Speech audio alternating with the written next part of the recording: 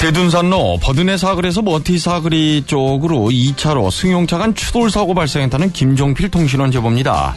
우리 지역의 뉴스 속 뉴스를 전해드리는 뉴스인 뉴스입니다. 인터넷 신문 D2뉴스24의 류호진 대표 전화 연결합니다. 안녕하세요. 네, 안녕하세요. 요트로 세계 일주를 한 김승진 선장이 지난 주말 기항을 해서 화제가 되고 있네요. 네, 그렇습니다. 김승진 선장은 나이가 올해 53인데요. 국내에서는 처음이고 세계에서 6번째로 단독 무기항 무원조 요트 세계 일주에 성공을 했다고 합니다. 지난해 10월 19일 날 그때 출발하면서 이 어떻게 보면 세월호 참사로 시름에 잠겨 있는 국민들에게 희망을 전해주고 싶다 이런 이제 메시지를 남기고 당진 외목항을 떠났는데요.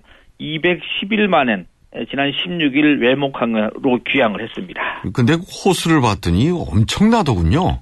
네, 그렇습니다. 이 김 선장이 타고 간 요트는요, 바람의 힘으로 움직이는 이 세일링 요트라고 하는데요. 적도를 지나서 피지 해역을 거쳐서 또 뉴질랜드 해역을 지나갔고, 그 다음에 칠레 케이프혼을 거쳐서 남아프리카 공화국 희망봉, 여기에다 이제 인도네시아 순다 해협을 거쳐 다시 외목항에 오는 거리로 따졌더니만 41,900km 바닷길을 혼자 항해를 했다고 합니다. 예. 그런데 그 말씀하셨던 단독 무기항 무원조 요트 세계 일주 이걸 공식적으로 인정받기 위해서는 여러 조건이 있다면서요? 네, 그렇습니다. 우선 어떤 항구에도 정박을 하지 않아야 되고 이건 무기항이고요. 다른 배의 도움을 받지도 말아야 되고 그 다음에 혼자 요트 한 척으로 세계 일주를 해야 되는데 여기에다가 또 하나 조건이 있습니다. 이 적도를 2번 이상 지나야 되고요.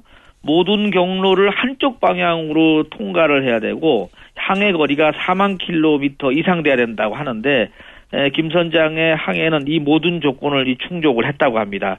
지금까지 세계에서 단독 무기항 무원조 이 요트 세계 일주 한 사람은 5명이고요. 김 선장이 이제 6번째인데 국내에서는 최초라고 합니다. 김 선장은 그런데 어떻게 해서 이 모험을 시작하게 된 건지요? 네, 2001년도 한 외국인의 자서전을 우연히 읽다가 이런 꿈을 가졌다고 합니다. 그래서 2001년도에 결심을 하고 요트를 이제 시작을 했는데요. 2010년부터 이제 세계 일주를 본격 준비했다고 합니다. 그래서 2010년도에는 유럽에 있는 크로아티아에서 출발을 해서 한국까지 오는 것도 연습을 했고요. 2013년부터는 이 카리브해에서 출발을 해서 한국까지 요트로 항해하는 경험을 쌓았는데 그렇게 했는데도 이번 도전은 쉽지 않았다고 합니다. 이 배가 2차례 뒤집혔고요. 또 잦은 기계 고장으로 골치를 앓았는데 이 상태로 과연 항해를 계속 할 수 있을지 걱정과 스트레스도 솔직하게 많았다 이렇게 털어놓기로 했습니다. 이 김 선장도 스스로 밝혔습니다만 세월호 참사 등을 겪으면서 시리에 빠진 국민에게 희망을 주고 싶어서 시작했다는데 그렇습니다. 근데 이 얘기는 점점 뒤로 밀리고 선장 자체에만 포커스가 많이 맞춰지는 것 같아요.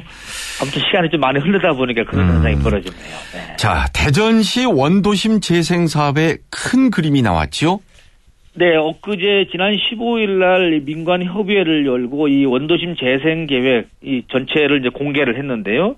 옛 충남도청사하고 대전역을 중심축으로 하는 이 두 곳을 양축으로 해서 인근 지역, 그러니까 이 동구 중앙동이라든지 중구의 대흥동, 은행 선화동 이쪽에 한 2조 원 정도를 들여서 27개 여러 가지 사업을 진행키로 했습니다. 이번 계획의 핵심은 이 대전 원도심을 변화시키는 2개의 발전소로 이 도청하고 대전역을 꼽고 있다. 이것이 지금 핵심이다. 이렇게 할 수 있겠습니다. 예. 근데 이 발전소 개념이라는 게 흥미를 끌던데 좀 더 구체적으로 설명을 좀 해 주시죠. 네, 우선 그 옛 충남도청 부지 일대는 이제 과학과 문화의 중심지로 집중 조성이 되는데요. 그래서 이곳을 이제 아티언스 파크라고 이름을 붙였고, 대전 도시공사 건물에다가 다음 달에 이제 이 창조경제혁신 제2센터가 지금 개소를 하는데요. 이것하고 또 인근의 문화예술 쪽을 이제 특구로 지정하는 이런 계획이 중심이 되겠습니다.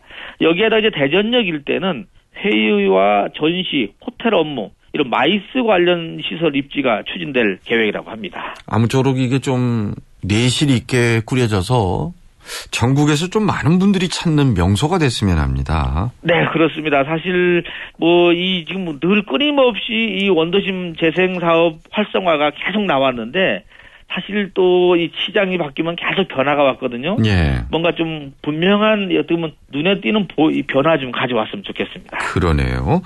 이 대전이 교통 중심지다 보니까 전국적인 모임도 많지 않습니까?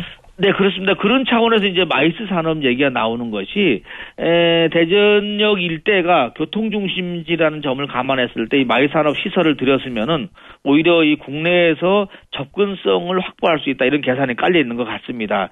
여기에다가 대전역과 도청 사이에 중앙로 한 1.2km 구간되는데요.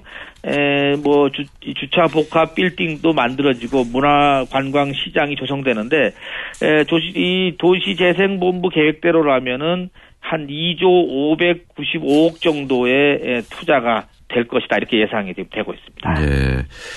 그리고 세계 최초로 소나무 제선충의 천적 백신을 개발했다라는 소식이 있네요. 네, 사실 아시다시피 제선충은 이 소나무로서는 에이즈라고 불리는데 한번 걸렸다 하면 한 100% 소나무가 고사가 되는데요.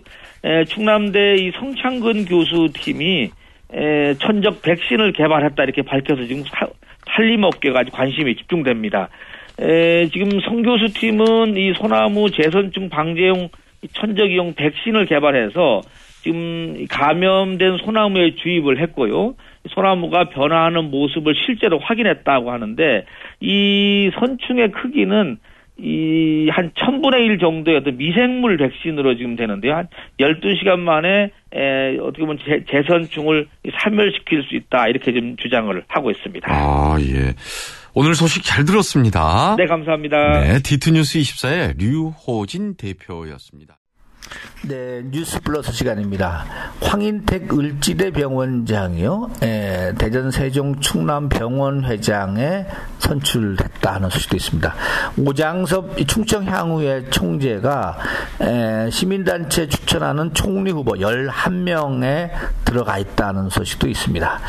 대전 문화재단 집안 싸움이 꽤 길게 가는 것 같습니다. 대표는 사표 내라, 그러니까 사무처장에 대해서 하고요. 사무처장은 사표 못 내겠다. 임기가 올해 말까지니까 오히려 올해 말까지 가겠다. 이렇게 하는데 참 이런 조직 내에서는 직원들도 상당히 골치 아플 것 같습니다. 백상기 국제라이온스협회 대전지구 총재가 7월달 취임을 한다고 하죠. 네, 엊그제는 연차 대회가 있었다고 합니다. 배재대 김아랑 정필훈 학생이 홍콩 국제요리대회에서 각각 금메달을 차지했다고 합니다. 배재대 요리 쪽도 상당히 두각을 나타내는 것 같습니다. 충남대학교 개교 63주년 홈커밍 대회가 지난 주말에 있었다고 하고요.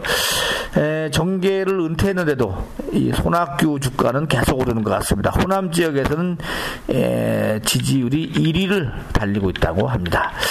지난 17일 날 광화문 광장에서 불교 행사가 열렸는데요. 30만 명이 운집을 했다고 하네요. 네. 그리고 이 연예 뉴스 하나 전해드릴까요? 한류 스타를 앞세우는 프로듀서. KBS 제2방송에 나오는 거죠. 그리고 스타 PD, 나영석 PD가 만드는 삼시세끼. 이게 지난주 금요일에 한판 붙었는데 1차전은 우선 무승부다. 전문가들 평가가 나오고 있네요. 시청률은 프로듀서가 한 10%대, 삼시세끼가 7%대라고 하는데 이 삼시세끼가 케이블 방송으로 케이블 TV로 방송된다는 점을 감안했을 때는 오히려 이 10%대를 넘어섰다 이렇게 지금 보는 분석도 나오고 있는 것 같습니다. 아무튼 재미있는 게임 지켜볼 필요가 있겠네요. 자, 플러스 뉴스 여기서 마치겠습니다.